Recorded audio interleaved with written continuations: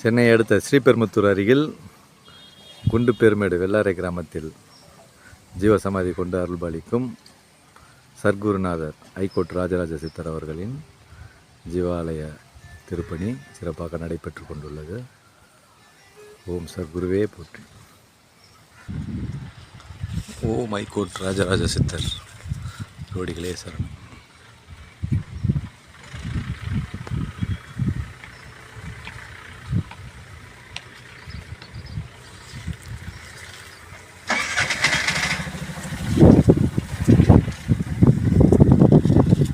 ஓம் சர்க்குருநாதரே போற்றி. யா